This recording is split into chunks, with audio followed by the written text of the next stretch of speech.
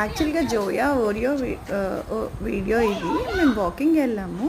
Walking వెళ్ళినప్పుడు ఆ వాకింగ్లో జరిగిన చిన్న చిన్న థింగ్స్ని నేను షేర్ చేసుకుంటూ ఉంటాను. మా ఇంటి దగ్గర 2 చిన్న పిల్లలు ఉన్నారు. వాళ్ళు కూడా వాకింగ్లో యాడ్ అయ్యిండ్రు అనమాట. అంటే నేను అంత క్లాస్గా నా వీడియోస్లో ఏవో నేను చెప్పేస్తాను నేనైతే అనను. ఒకటైతే నేను చెప్పగలుగుతాను. ఏంటది అంటే, ఏది తీసినా ఏది ఉన్నా కూడా నాకు వచ్చిన దాంట్లో అంటే నేను యాక్చువల్గా కాన్సన్ట్రేట్ చేస్తే బాగా తీస్తానేమో. బట్ నా జోయా గోల్డీ మెమరీస్ని స్టోర్ చేసుకోవడం కోసం whatever I'm taking videos, ఆ వీడియోస్ని మీకు అప్లోడ్ చేస్తూ ఉన్నా. I'm feeling very fun with my goldie baby. నేను చాలా హ్యాపీ ఫీల్ అవుతున్నా, చాలా ఎనర్జెటిక్గా ఫీల్ అవుతాను. వాళ్ళతో 10 minutes స్పెండ్ చేసిన దాన్ని మీతో షేర్ చేసుకుందామని చెప్పి ఈ వీడియోస్ ఇవన్నీ కొంతమందికి నచ్చుతాయి, కొంతమందికి నచ్చవు.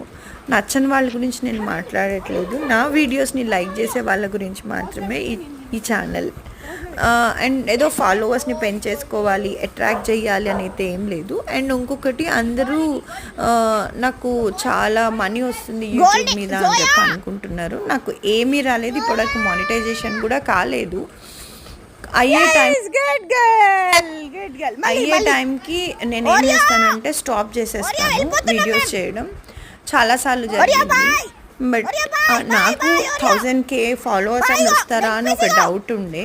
ఆ డౌట్ని క్లియర్ చేసుకోవడానికి కోసం అని చెప్పి చలో నాకు కూడా వస్తారు, నేను కూడా క్యాలిబరే అని నాకు నేను ప్రూవ్ చేసుకోవడానికి మాత్రమే ఈ ఛానల్.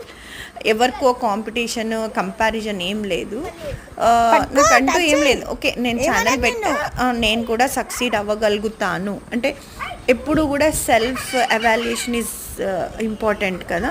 నాలో ఉన్న డ్రాబ్యాక్ ఏంటంటే పర్సిస్టెన్స్ ఉండదు నా దగ్గర. హార్డ్ వర్క్ చేస్తా కానీ పర్సిస్టెన్స్గా చెయ్యను. అదే నా పెద్ద